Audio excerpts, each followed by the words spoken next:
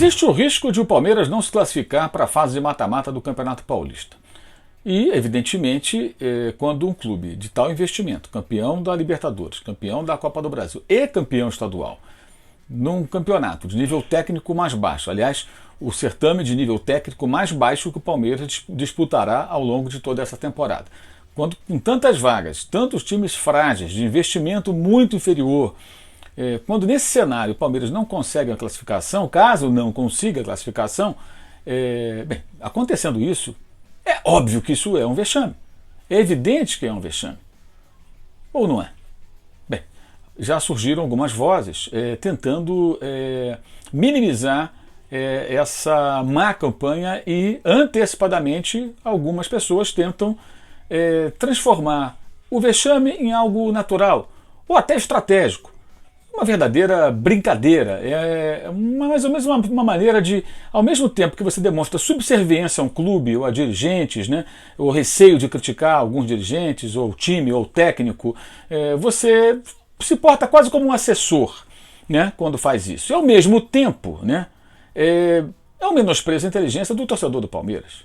Afinal de contas, em plena pandemia, torcedores alviverdes foram às ruas comemorar efusivamente o título paulista na temporada passada, porque foi conquistado em cima do grande rival Corinthians, mesmo sendo uma conquista dramática que poderia ter sido alcançada com muita facilidade, tal a superioridade do Palmeiras sobre aquele Corinthians, que arrumou ali um gol no final com o Jô, no jogo do Allianz Parque, e levou para os pênaltis uma partida em que o Palmeiras teve tudo para liquidar o jogo no tempo normal, sem maiores dificuldades, mas se retraiu e acabou chamando o Corinthians para o seu campo, tomou aquele gol, foi para os pênaltis, houve até um drama no final, numa disputa que estava nas mãos do time mais forte, do time palmeirense.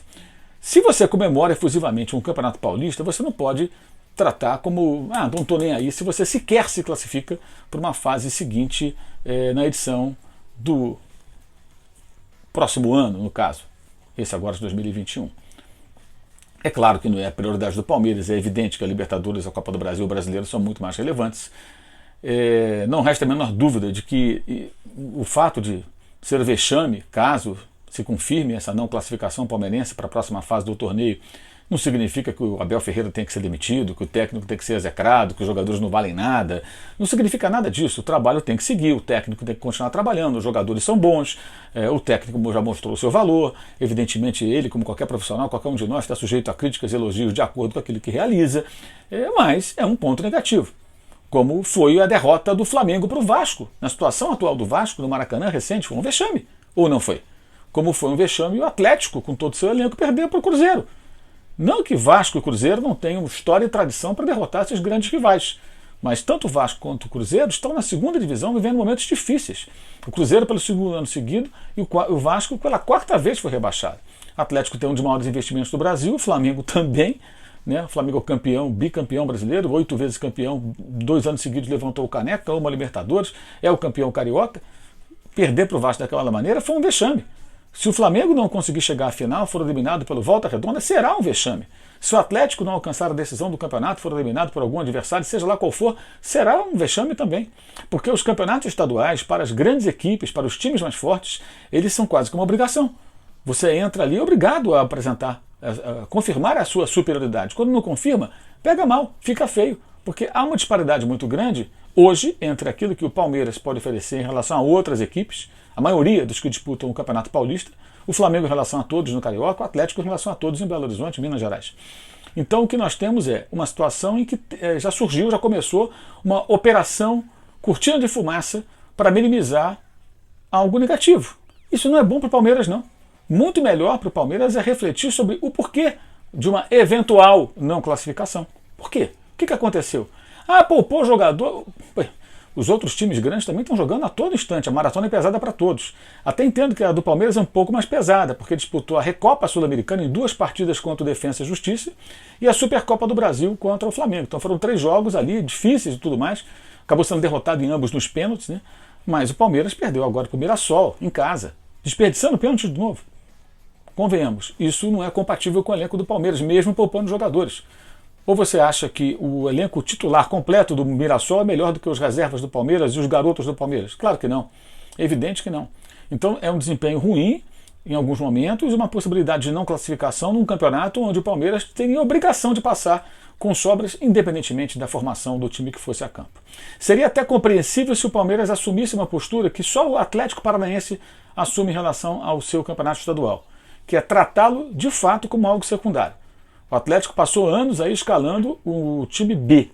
Os titulares não jogavam no estadual, jogavam outras coisas, amistoso, pré-temporada, preparação, e colocavam um time de garotos com outro técnico, nem aí. E ainda assim o Atlético ganhando, na maioria das vezes, esse campeonato. Então o Atlético Paranaense assumia que o campeonato do estado não tinha importância para ele. E aí eu acho compreensível. Se o Palmeiras pegasse um grupo de garotos, colocasse o Andrei Lopes, o Cebola, por exemplo, para treinar esse time, e fosse com o Abel Ferreira e os seus jogadores principais disputar, seu elenco principal, disputar Libertadores, Supercopa, Recopa, eventuais amistosos, preparação, pré-temporada, eu entenderia que o Palmeiras de fato não tem muita obrigação no campeonato. Mas quando coloca o seu elenco principal revezando os jogadores, olha, o São Paulo está fazendo a mesma coisa. E com um técnico recém-chegado, e tem vencido todos os seus jogos. E também está na Libertadores, não disputou esses outros torneios, Supercopa e Recopa, concordo. Mas o São Paulo tem um trabalho e um investimento menor. O São Paulo não tem o elenco do Palmeiras. O São Paulo também está buscando jogadores na base. E o Crespo consegue fazer com que o time seja regular e vencedor, e apresentando um futebol que tem agradado. Então, o Palmeiras teve uma vitória muito marcante sobre a Independente Del Valle. Essa foi uma grande vitória. Jogando ao seu estilo, competitivo, forçando os erros do adversário, não jogando no erro, mas obrigando-o a errar. Foi uma grande vitória que tem que ser muito comemorada pelo torcedor e elogiada. Mas o conjunto da obra até agora tem altos e baixos em 2021, nessa temporada 2021.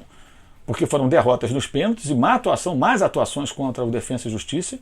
Não foram boas as partidas do Palmeiras. Muito boa atuação contra o Flamengo, que teve a infelicidade de não ganhar nos pênaltis, perdeu.